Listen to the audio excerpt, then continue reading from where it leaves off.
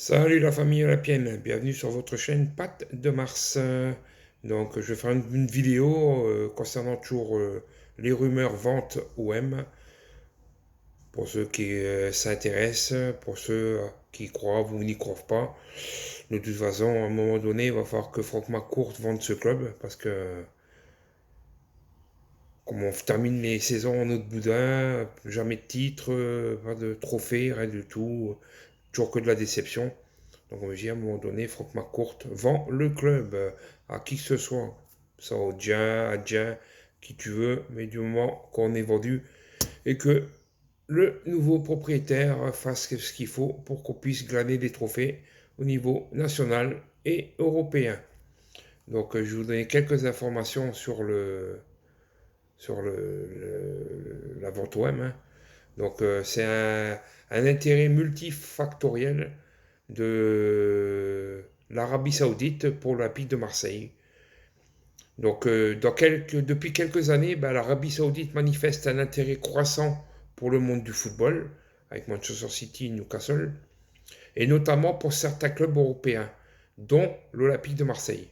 Cette relation grandissante entre l'Arabie Saoudite et l'OM présente des opportunités uniques pour les deux parties, ouvrant la voie de nouvelles perspectives, aussi bien sur le plan sportif qu'économique, avec l'ouverture du port autonome sur la Méditerranée, avec CMA, CGM, bien sûr. Qu'est-ce qui fait courir les Saoudiens vers le football européen? Tout d'abord, l'intérêt de l'Arabie Saoudite pour l'Olympique de Marseille s'inscrit dans la volonté des dirigeants de ce pays de s'impliquer davantage dans le sport mondial pour développer l'image de leur pays à l'international.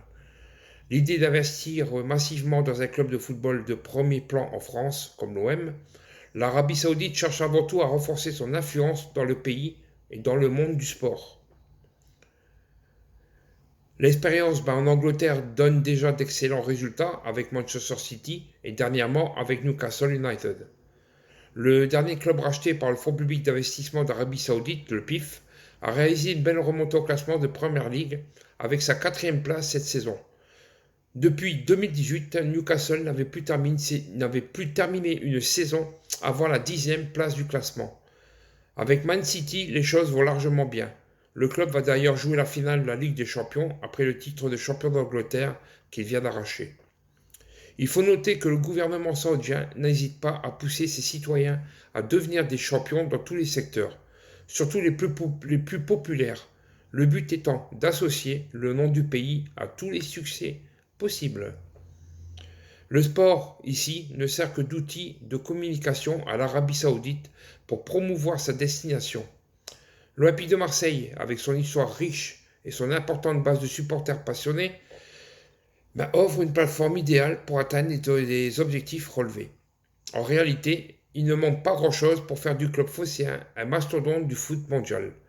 Le club est basé dans la deuxième plus grande ville de France et compte un nombre important de supporters dans toutes les régions de France et de Navarre.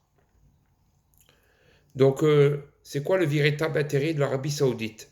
C'est un rachat du club par les Saoudiens qui pourrait profiter à l'Olympique de Marseille en termes de ressources financières et d'infrastructures. L'Arabie Saoudite dispose de moyens financiers importants et pourrait ainsi injecter des capitaux frais dans le club, permettant d'améliorer son potentiel sportif et de renforcer son effectif de joueurs de très haut niveau. Au contraire du PSG qui n'est toujours pas propriétaire de son stade, le Parc des Princes, les Saoudiens pourraient contribuer au développement d'infrastructures modernes propres à Marseille, tels que le centre de formation et un rachat du stade Vélodrome, ce qui profiterait à long terme au club et à ses supporters. L'intérêt de l'Arabie Saoudite pour l'Olympique de Marseille pourrait stimuler l'attrait international du club et ainsi favoriser l'arrivée de grands joueurs. C'est en substance ce que gagnerait le club phocéen dans le cadre de sa vente par Franck McCourt. Mais l'objectif des Saoudiens est aussi multifactoriel. Ils veulent se servir des différents clubs pour asseoir leur influence et leur rayonnement sur le football européen. C'est également une belle trouvaille en stratégie économique, notamment pour diversifier le portefeuille d'investissement du pays et développer des secteurs autres que le pétrole. Sur le plan diplomatique, la prise de contrôle d'un aussi grand club faciliterait le renforcement de son image à l'étranger et d'améliorer sa diplomatie par la multiplication de ses entrées dans tous les milieux. Donc, quoi qu'on en dise, quoi qu'on en fasse, il y a un peu de tout qui arrive. On essaie de prendre, on essaie de comprendre, on essaie d'analyser. Et bah, qui vivra verra, hein, verra bien ce qui adviendra du futur acquéreur, que ce soit maintenant, dans un an, dans 2 ans, on ne sait pas, hein, mais on est en stand-by, on attend. Donc, quoi qu'il arrive, à un moment donné, de toute façon, l'OM sera racheté. Par qui? On ne sait pas, mais il sera racheté. Bon, la famille, si cette petite vidéo, elle vous a plu, n'oubliez pas de mettre le pouce, de vous abonner à ma chaîne Patte de Mars, ne pas oublier, et d'activer la cloche pour continuer à suivre mes prochaines vidéos. Et si vous voulez mettre un petit commentaire, j'y répondrai avec plaisir si le commentaire en vaut le coup. Allez, la famille, Forza OM.